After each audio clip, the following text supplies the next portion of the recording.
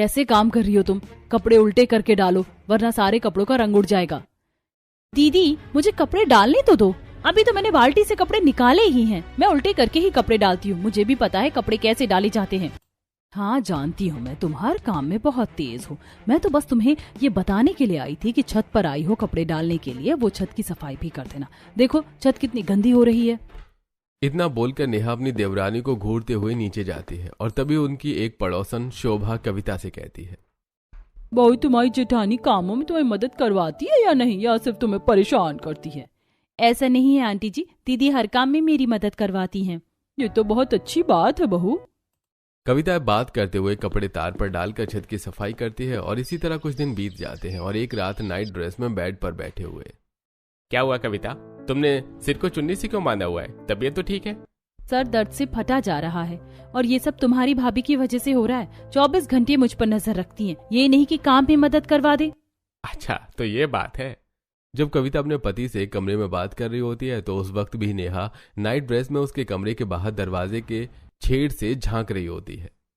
सब लोग इसकी कितनी तारीफ कर रहे थे और इसे देखो मेरी बुराई कर रही है। इससे तो काफी अच्छी थी मेरी बहन, पर इन लोगों को तो ये चुड़ैल पसंद आई। बहू तुम छोटी बहू के कमरे के बाहर क्या कर रही हो? वो पापा जी। अगर बहू को पता चला तो उसे बहुत बुरा लगेगा। अब झांकना बंद करो और अपने कमरे में जाओ। तुम्हारी बहन को इस घर की बहू नहीं बनाया, बस इसीलिए तुम इस हर वक्त छोटी बहू पर नजर रखती हो ना। तुम्हारी सास बता रही थी मुझे, अपनी हरकत सुधार लो इससे पहले कि मैं कोई कठोर कदम उठाने पर मजबूर हो जाऊं। अपने ससुर की डांट खाकर नेहा अपने कमरे में जाती है। पानी लाने में इतना समय लगता है, हाँ? और पानी भी नहीं लेकर आई, अब मुझे ही लाना पड़ेगा। मुझसे बात मत करो, पति होकर भी तुमने मेरा साथ नहीं दिया। अगर मेरी बहन मेरी देवरानी बनती तो कितना अच्छा होता। मेरी वो देवरानी देवर जी से ही मेरी बुराई कर रही थी, एक नंबर की चुड़ैल औरत है।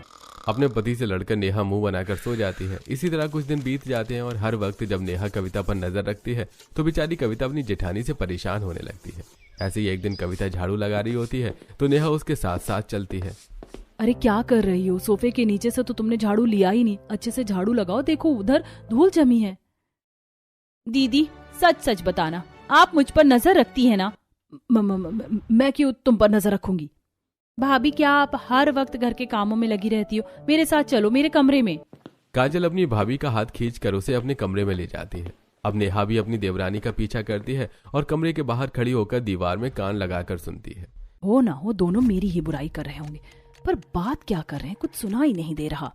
जब नेहा दीवार में कान लगाकर सुन रही होती है तो कविता कमरे से बाहर आती है और अपनी जेठानी को ऐसे देखकर बोलती है, दीदी आज तो मैंने आपको रंगे हाथों पकड़ा है, अब क्या